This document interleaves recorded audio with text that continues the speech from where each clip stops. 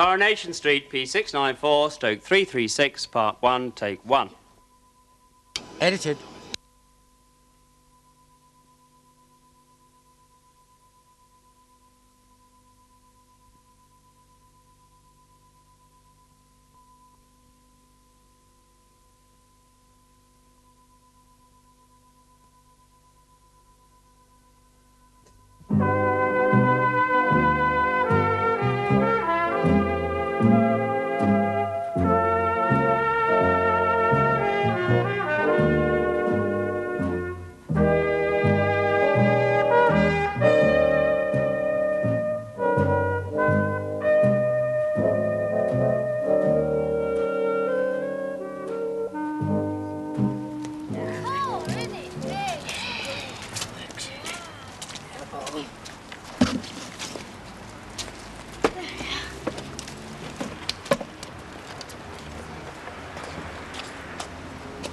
Well, I suppose it's nearly as big as the ones we used to have. It'll be biggest round here. You haven't got any more wood, have you? No, sorry. Tell you what I've got down at the garage. I've got a big pile of oily cotton waste. You stuck that in the middle of there, we'll get it going beautifully. We'll come round for it. Okay.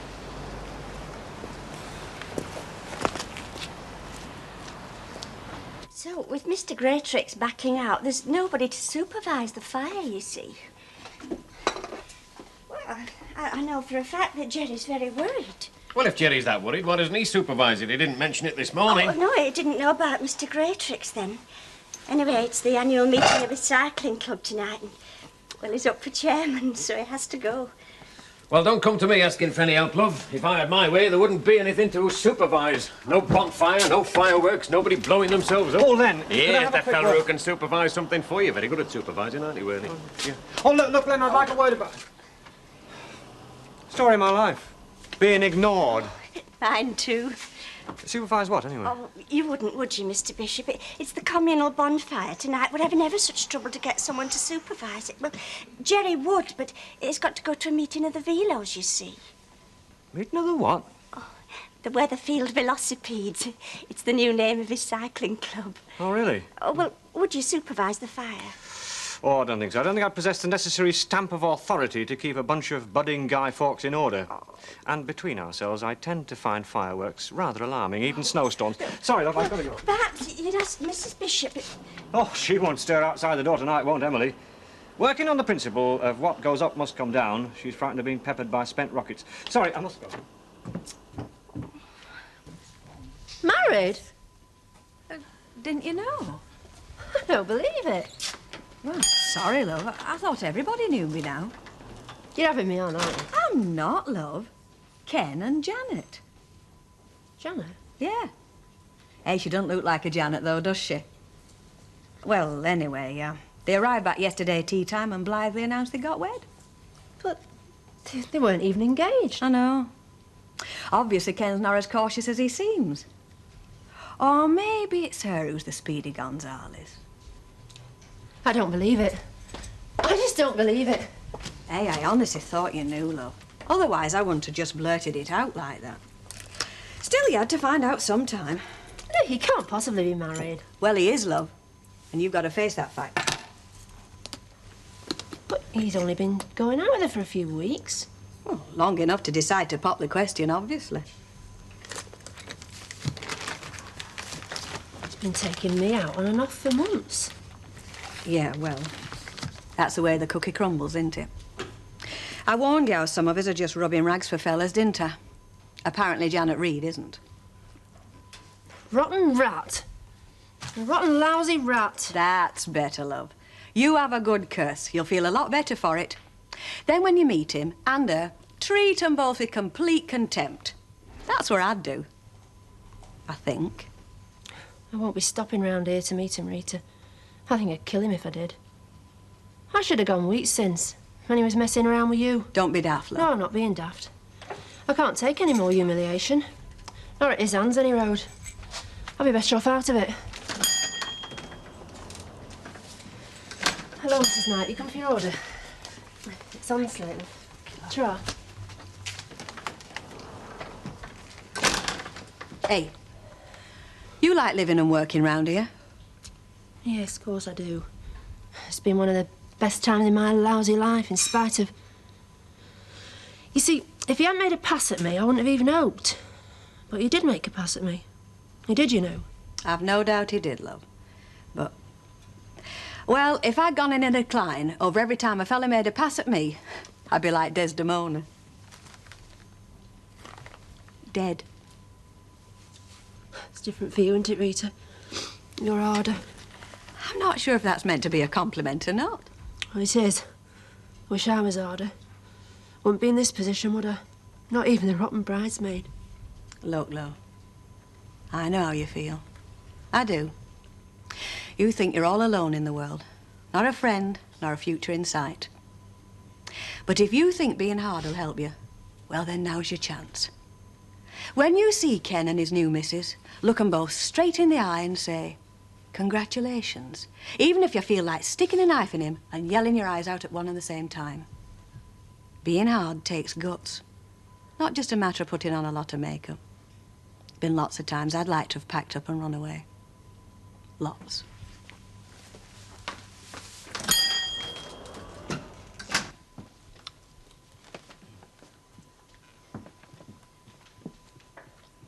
Are you skinny now? I've never known anybody who enjoyed his food so much. Only when it's good. Well, what you just had, good? Fair. Praise indeed. Well, she cooks a good breakfast, I'll say that for her. Just have to wait and see what she does with dinner. Well, I think you'll be very pleasantly surprised. Well, we'll see, won't we? You two finished? I wouldn't mind washing up. Yeah, I finished, huh? What about you, Mr. Tatlock? I thought you were going to call him Uncle Albert. No, but I'm not her uncle, am I? No, but... He's got a point, Ken. I'll stick to Mr. Tatlock. Until I know him a bit better, anyway. Do you want another piece of toast or anything? No, thanks. No, I've had enough. That'll be the day. Pardon? Nothing. What time do you like lunch? Do you mean dinner? I mean dinner. 12-ish. Right. Anything you fancy? No, I'll leave it to you. Which means he fancies everything. Oh, no, I don't, clever clogs. I just fancy what I fancy, which I think I'm entitled to at my age.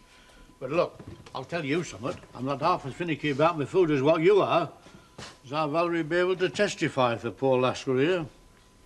You know, you haven't got a good bargain in that chap. Not by a long chalk. You've upset him. You could try and be a bit more diplomatic with Yeah, it him. brings out the worst in me, Uncle Albert. Always did. He's an old man. He needs mollycoddling. Mollycoddling? Uncle Albert needs mollycoddling, and I need a new dress. He's your original crusty old codger. In fact, I think he spends most of the time trying to work out things to grumble about. Rubbish. He just needs handling right. Like you. Get yourself out of that chair and come and help me wash up. Well, we just can't make her budge. Emily's practically made herself horse trying. This is what comes of making independence your way of life. You can take it too far. Well, what is there left for us old folk except our spirit of independence? Oh, don't be ridiculous, Mr. Tatlock. Row. The doctor has said that Mrs. Sharples needs a rest. Now, she can get that rest with her friends in St. Anne's. It's not independence, it's just obstinacy. Can you help, Len? I think Mrs. Sharples is worried about her job at the community centre. She might lose it. I suppose so, but she'd never admit it. I'll go round there, see if I can talk some sense Oh, into would her. you? I don't promise anything. I'd be grateful. See what I can do. Oh, thanks a lot, Len. Hello, what's your selection of fireworks like? We do not stock fireworks in the cabin, mate. In my book, you might just as well put guns in kids' hands. Well, you discover something new every day, don't you? What's that then? Our Leonard doesn't like penny bangers. He's completely anti-fireworks, thinks they should be outlawed by law, and I tend to agree with him. Oh, come on, Mrs. Walker. I've had some marvellous fun with fireworks in my past. There's nothing like a good bonfire. Here, and anybody who says anything different is either a killjoy or the pastor. Have I said something? Just committed one of your many faux pas, dear, but not to worry, it won't be the last. Sorry, Mrs. Walker. You like a good bonfire, then, do you, Alan? Yes, I do. You know how some people get drawn towards water? I get drawn towards bonfires like magnets there. Then you're just the man that Mavis is looking for. Come again? Look, they need somebody to supervise the bonfire tonight. So far, there's been no takers. What about the parents? Well, you know, the parents around here, their ambition is to see as little of their children as possible. Why don't you do it, Alan, and I'll give you a hand? If Mrs. Walker will let me have the night off, that is. I rather think your presence will be required here, then. Oh, well, it were worth a try. Well, what do you say, Alan? Oh, no. I mean, it's one thing liking a bonfire, it's another thing trying to look after it. Well, somebody's got to be responsible. Absolutely. All right? Oh, great. What exactly is it you like about bonfires, Alan? Well, it's the whole spectacle, you know, and the sense of community fun. We don't get too much of that these days. There's nothing like the simple pleasures of a simple bonfire. Simple, Alan. With fireworks the price they are today, and the possibility of something dreadful happening. Yeah, well, I'll tell you what the worst thing is that can happen to anybody, and it's not being blown up by a firework. What's that, Sunshine? Getting old. Now, what do you say, Mrs. Sharples? Everybody's going to a heck of a lot of trouble to get rid of me. Oh, Ina, you take the biscuit, you really do. Everybody's trying to do what's best for you, and all you'll do is suspect their motives. I've lived a long number of years, don't forget, Minnie Colwyn, and I've learned to suspect folk, especially when they're trying to help me. Oh, I wash my hands of you, Ina. You don't deserve helping. Nobody's asked you to do handstand for me, Minnie Colwell. Oh, well, I'm going. If you want to make yourself more ill, you carry on. Just see if I care. Oh, now, come on, let's not fall out, eh? But she'd fall out with a saint, she would. Mrs. Sharples, you don't have to only take my word for it that nothing will change while you're away. You can take the committee's word, and the council's, if you like. What more do you want? She wants it in writing. I want out at salt. Well, then why don't you go to St. Anne's and get some colour back in your cheeks? Because you're all going on about me to go, that's why. There's you, there's Ernie Bishop, there's that hysterical wife of his, and now there's you, Len Fairclough. If you'd all left me alone, I'd probably have been there by now. Oh, I'll wash my hands of you. I better cancel that taxi we had laid on for you, too. I better get on to St. Anne's and all, because they had one waiting at the station for you. There's not. As true as I'm standing here. Everybody is going to a heck of a lot of trouble, aren't they? Because we want you to get better, that's all. Oh, well, I'd better go pack a case then. Nobody's ever going to accuse me of not being grateful. Not like some as I could mention.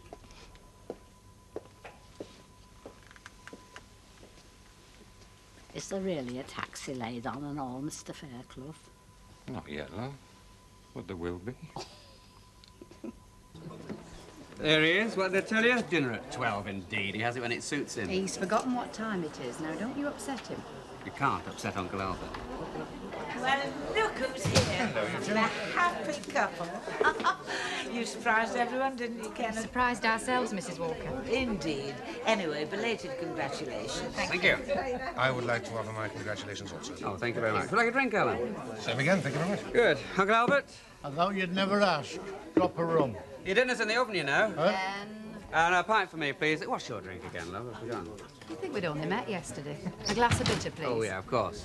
Not the gallant, attentive Casanova he looks, is he? No. No.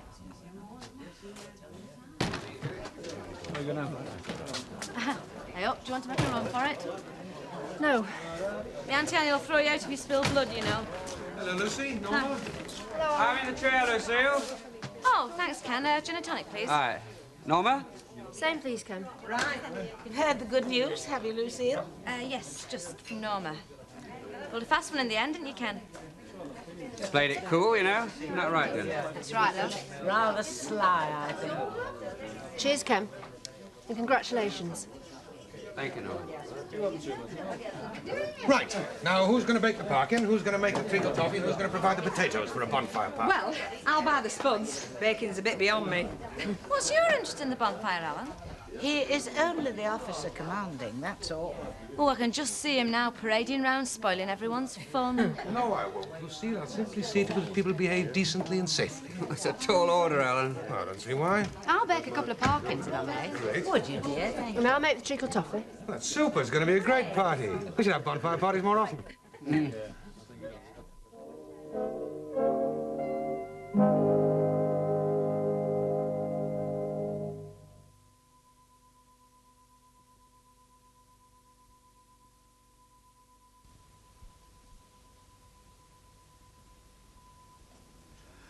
Coronation Street, P694/336, Part 2, Take 1.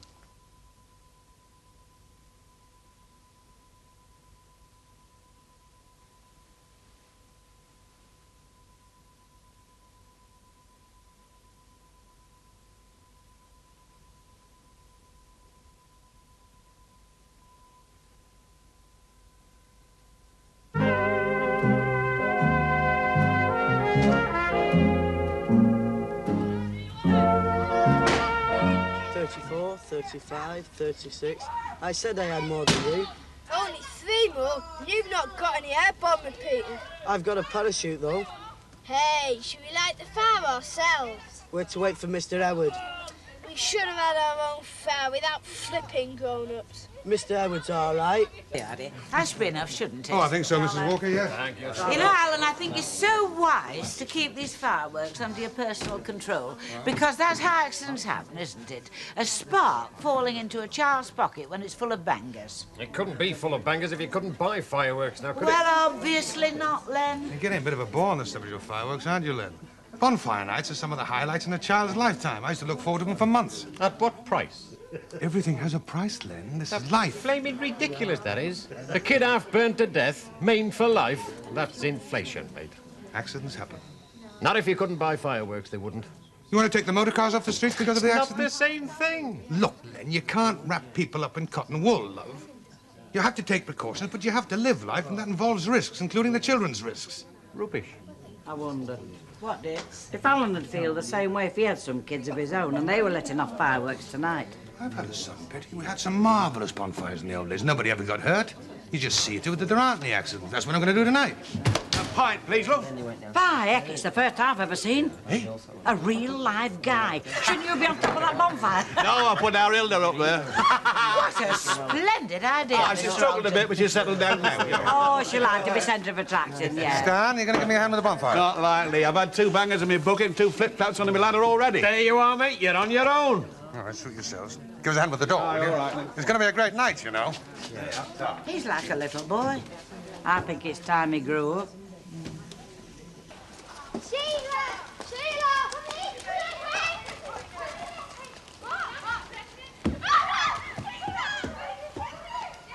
If you don't come in the next 5 minutes, I'm lighting it. He'll be here. Anyway, the later we light it, the longer it'll last.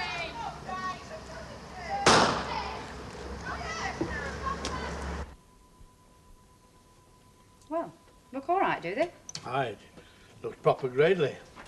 We couldn't taste a bit, could we? No, we couldn't. It's for the kids, not for septuagenarians with great big eyes bigger than the great big tummies. Of course you can have a piece, Mr. Tatlock. Oh, have you ever felt yourself being ganged up against? You should have more respect for your elders. Yeah, not to mention your betters. There you are. Ta.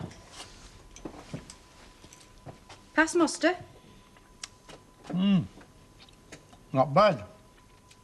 Not as good as some I've had, but better than most. Oh, you're the bluntest man alive, aren't you, Uncle Albert? He carries the truth like a torch, or should I say, sledgehammer. Look, I speak my mind. And there's nothing wrong with that. Well, voted again. Shut up!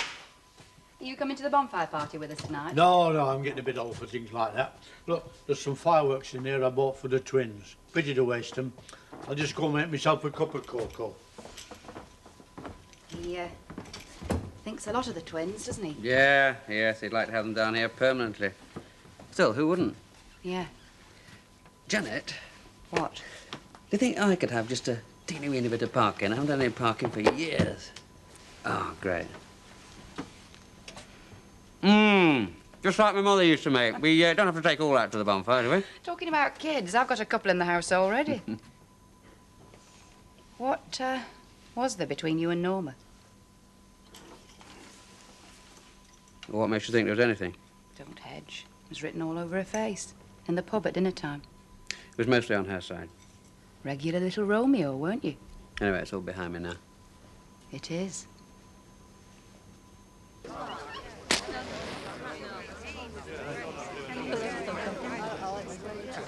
Well, a wood stamp. You need some paraffin or something on it. Just have a little patience, Ernest. I've got some oily rags stuck in there. It'll go up in a minute.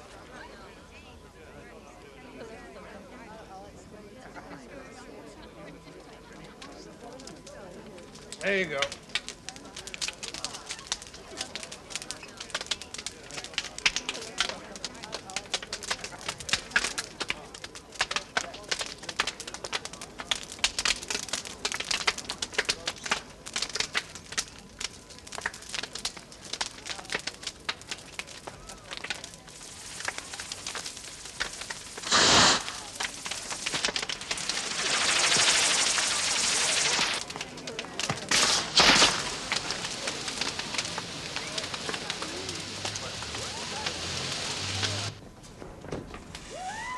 She could have easily let me go to that bonfire. I love roasting spuds and eating them in the light of the dying embers. It's very romantic. Why not try one of your sudden headache stunts? Oh, no. I don't want to overdo them. I like to keep them on hand for very promising dates. You have any these days? No. No. They won't really send you to prison if you don't pay that VAT, will they? They could. Why? Nothing.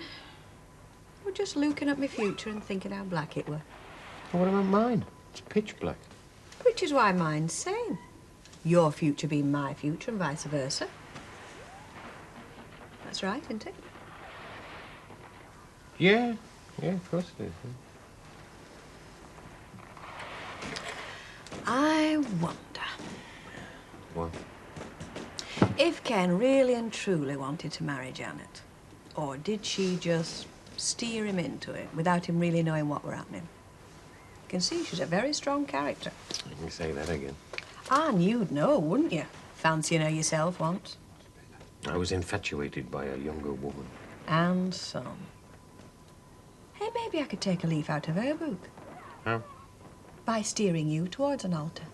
I'm not an easy pushover like Ken Barlow, you know. Nor as far as I'm concerned, maybe.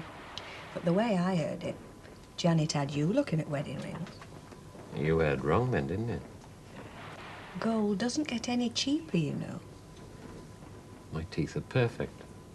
Louse.